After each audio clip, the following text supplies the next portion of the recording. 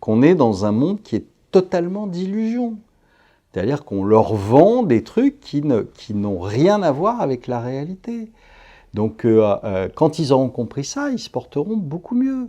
Et ils arrêteront de penser on leur vend de l'illusion. On leur vend une illusion de croissance. On leur vend une illusion de plein emploi. On leur vend une illusion d'amélioration du train de vie et du pouvoir d'achat. Tout ça, c'est de l'illusion. Ça n'a aucune réalité concrète.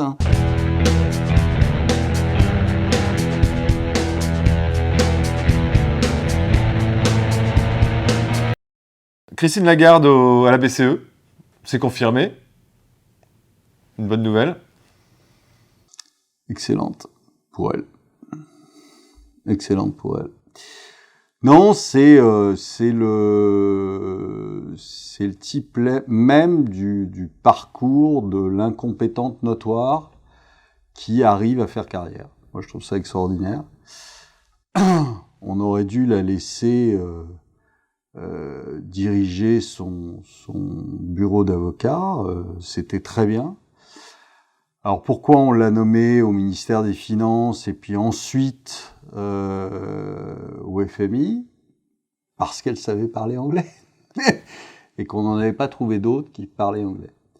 Alors elle aurait pu faire preuve d'anglais, mais non, elle a fait ministre des Finances et ensuite au FMI, à la direction du FMI, puisque son illustre prédécesseur violer des concierges dans les hôtels, ou des femmes de ménage plutôt dans les hôtels. Donc évidemment, il fallait une femme, c'était mieux pour lui succéder, et on a pris Madame Lagarde.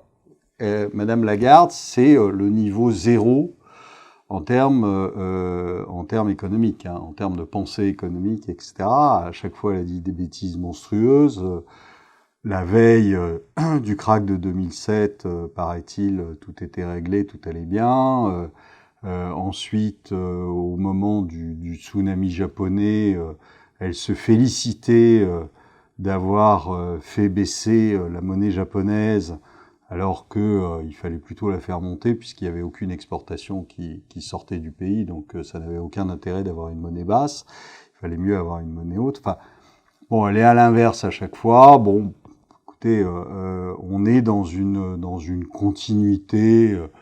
Moscovici, responsable de l'économie en Europe, Lagarde, responsable de la BCE. Voilà, c'est le règne de l'incompétence. Monsieur Macron, qui est président de la République en France. Enfin, on a Monsieur Le Maire, qui est ministre de l'économie. Enfin, voilà. Donc, en fait, c'est une bonne nouvelle pour tous les crétins du monde. Ils arriveront à faire carrière. D'accord, donc on n'a rien à attendre, aucun changement à attendre de sa présidence à la BCE. Ça va être business as usual. Oui, mais de toute façon, vous savez, je pense que le problème est vraiment réglé. De toute façon, les banques centrales aujourd'hui, quel choix elles ont? Rien, aucun. Alors on m'a amusé récemment, on m'a fait dans les commentaires, on m'a dit que les banques centrales, j'avais rien compris, que les banques centrales étaient totalement indépendantes du pouvoir politique. Bon, ça m'a fait marrer un moment, ça a fait ma journée, ça, le jour où j'ai vu ce commentaire. Bien sûr que non, c'est pas indépendant du pouvoir politique. D'abord parce que c'est le pouvoir politique qui le nomme, CF Madame Lagarde, CF Powell. Enfin bon, c'est le pouvoir politique qui les nomme, et ensuite ils sont évidemment soumis au pouvoir politique. Le reste, c'est de la comédie. Donc aujourd'hui, que font les banques centrales? Elles entretiennent le système et elles font en sorte que le système ne s'écroule pas. Et pour faire en sorte que le système ne s'écroule pas, on l'a vu récemment, ils ont tous les banquiers centraux ont retourné leur veste en même temps en disant « Ouh là là, on va arrêter de monter les taux, on va plutôt même les baisser, on va recommencer nos quantitative easing ». Tout ça pourquoi ? Tout simplement parce qu'il faut à tout prix soutenir le système, parce que sinon le système s'écroule. On sait très bien que de toute façon, on est basé maintenant sur quelque chose qui est uniquement de la dette. c'est que de la dette. Il n'y a pas autre chose. Il n'y a pas de croissance en dehors de la dette. Il faut fournir de la dette, etc. Pour acheter cette dette, il faut faire quoi? Il faut faire des quantitative easing. Donc on fait des quantitative easing, on fait tourner la planche à billets, et croyez-moi, ça ne va jamais s'arrêter. Quand je disais ça il y a quelques années, tout le monde se foutait de ma gueule en disant « Ouais, mais il a rien compris encore de la main. » Ok, d'accord, super, j'ai rien compris. Sauf que la preuve est là, aujourd'hui, ils ont tous retourné leur veste, parce qu'ils ne peuvent pas faire autrement. Et on vous l'a dit, répété, démontré, etc. Ils ne peuvent pas faire autrement. Ils sont obligés aujourd'hui de délivrer sans cesse plus. C'est exactement comme de la drogue. Vous n'arrêtez pas comme ça du jour au lendemain, c'est pas vrai. Donc vous continuez à délivrer de la drogue parce que sinon le jeu s'arrête. Et aujourd'hui le jeu il est totalement déséquilibré et disproportionné, si vous voulez. On parlait de ça à midi avec un ami, c'est le jeu des chaises musicales. Il y a 200 mecs qui tournent autour de la table, il y a 2 chaises. Bon. Quand ça va s'arrêter, il y en a que 2 qui vont s'asseoir. Point à la ligne. Et donc, faut arrêter de penser que y a des moyens de s'en sortir, de machin, etc. Ça fait 10 ans qu'on vous dit la même chose. Ça fait 10 ans qu'on vous dit, donc, quand même, Olivier, on va relancer la croissance, on va baisser le chômage, on va retirer les gens de la rue, on va, etc., etc., etc. Vous avez des promesses depuis 10 ans qui ne se matérialisent pas, à moins que vous ayez les yeux complètement fermés et que vous soyez aveugle. Vous voyez bien que ça ne fonctionne pas. On va baisser la dette, on va baisser les impôts, on va, etc. Non. Ça ne fonctionne pas. Et ça ne fonctionne pas. Pourquoi? Parce que ça ne peut pas fonctionner. Et aujourd'hui, vous avez une espèce de fuite en avant permanente. On en a la preuve aujourd'hui. Et puis, sur les dernières années, c'est flagrant. Alors maintenant, si vous voulez pas y croire, moi, j'y peux rien. Mais on vous a vendu aussi, à propos de la Deutsche Bank, on vous a vendu aussi le fait que les banques aujourd'hui étaient sauvées, qu'elles étaient beaucoup plus sûres qu'avant, qu'il n'y avait aucun problème. On vous a vendu des stress tests pour ça. C'est l'école des fans. On voit bien, là, aujourd'hui, la Deutsche Bank est en faillite et on essaie désespérément de camoufler le truc en faisant une bad bank. Enfin, tout ça, c'est grotesque. Alors, qu'est-ce que c'est que cette histoire de bad bank? Mais bad bank, c'est tout simplement. C'est tout simplement. Vous avez une poubelle. S'en sortir. Vous avez une poubelle. C'est en fait. C'est des déchets nucléaires, en fait. Voilà, c'est la manière bancaire de vous parler du tri sélectif. D'accord? Vous avez une poubelle remplie de merde. D'accord? Et vous sortez une partie de la merde pour aller le mettre dans une autre poubelle. Et vous dites, ça y est, j'ai réglé le problème.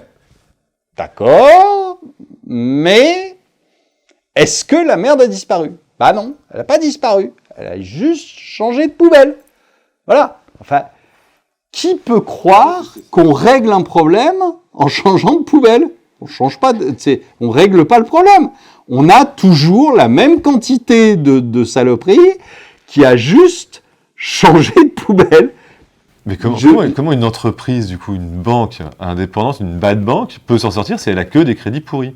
Qu'est-ce qui est fait Elle peut pas s'en sortir, c'est simplement pour... C'est pour sauver l'autre, en fait. Non, c'est même pas pour sauver l'autre.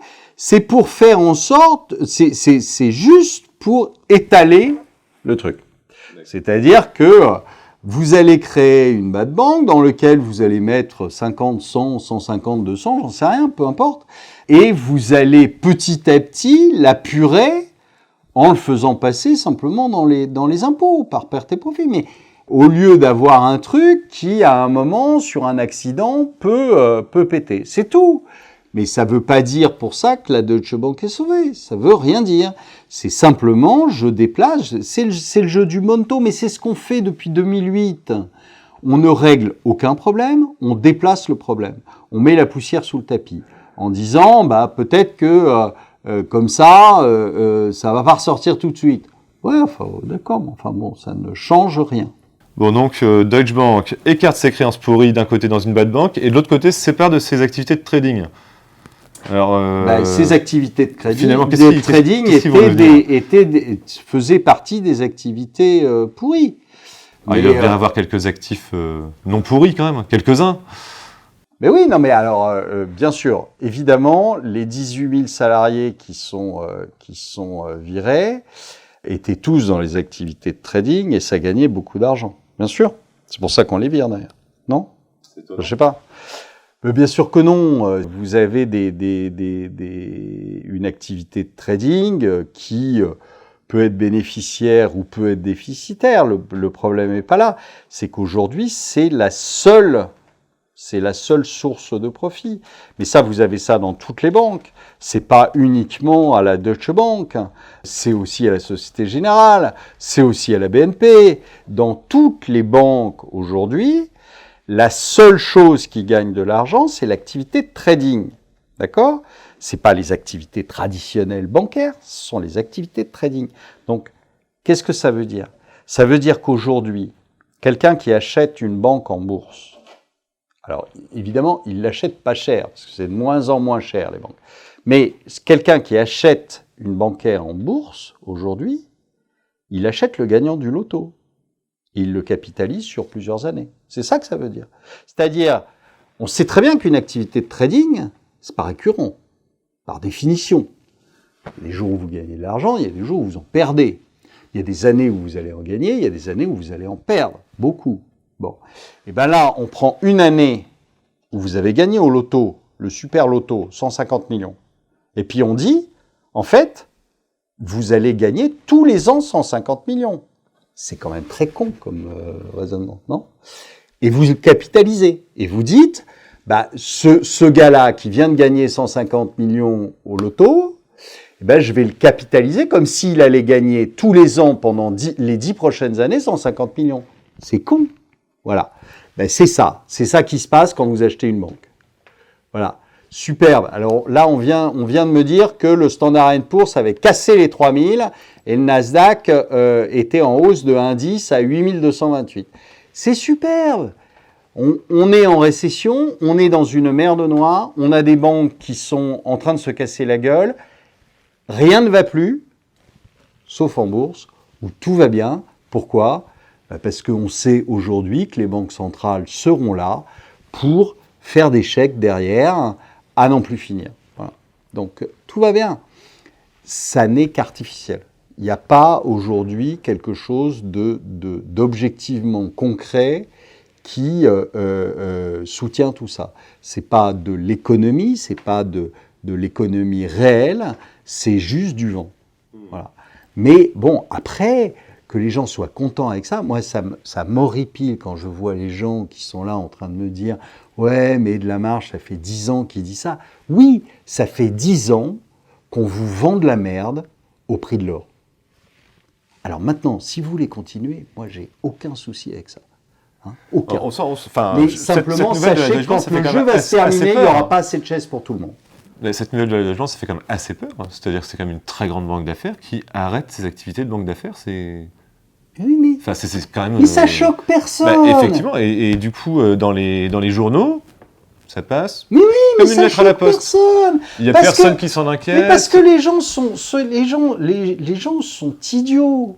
Enfin, faut le dire. Les gens sont totalement idiots.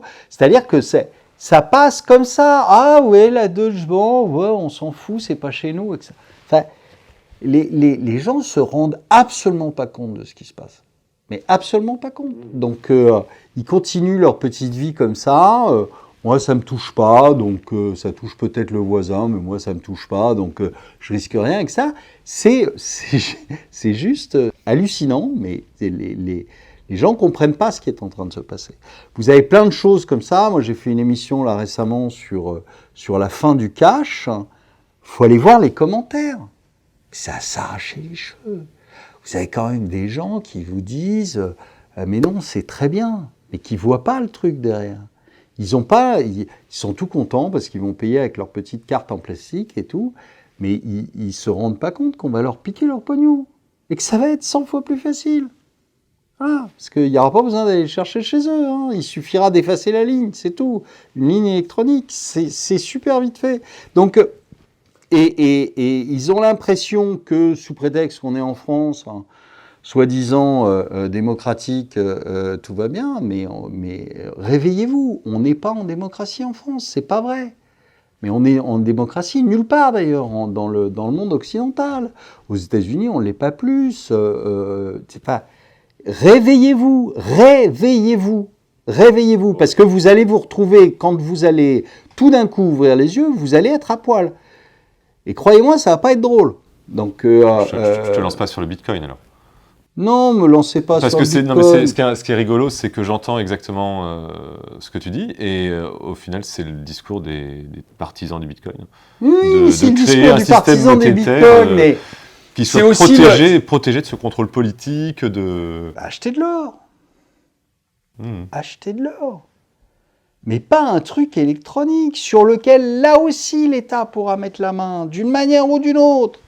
Il le pénalisera, etc. Vous me direz, il peut pénaliser l'or, hein, il l'a déjà fait. Donc, il peut aussi le faire. Mais arrêtez de penser que vous avez trouvé le Graal, l'alpha et l'oméga. Moi, j'ai eu un client récemment qui m'a appelé. Il ne peut pas les revendre. Il est tombé sur une plateforme d'escrocs. Et il y en a. Et il y en a un paquet. Il y en a un paquet. Il est tombé sur une plateforme d'escrocs. Il a 3 bitcoins. D'accord ? En gros, il les a achetés, je pense, 3 ou 4 000 balles. Donc, il a triplé. Maintenant, il veut vendre. Et la plateforme est en train de lui raconter des bobards et en train d'essayer de lui piquer son pognon. Et je ne suis même pas sûr qu'elle lui ait acheté, d'ailleurs, au final. Donc, arrêtez de penser que vous êtes le roi du monde parce que vous avez des bitcoins. Tant que vous ne les avez pas vendus, de toute façon, vous n'avez rien. Réfléchissez bien à ça. Et vous avez toute cette espèce de meute, de secte qui me tombe dessus à chaque fois. Jouez sur le Bitcoin si ça vous amuse. J'ai aucun problème avec ça. Jouez aussi sur le jus d'orange. J'ai aucun problème avec ça. Mais arrêtez de nous emmerder et de prendre que de penser que c'est une monnaie. Ça n'est pas une monnaie. Ça n'est pas une monnaie. Parce que le client qui m'a appelé, il m'a dit vers qui je me retourne.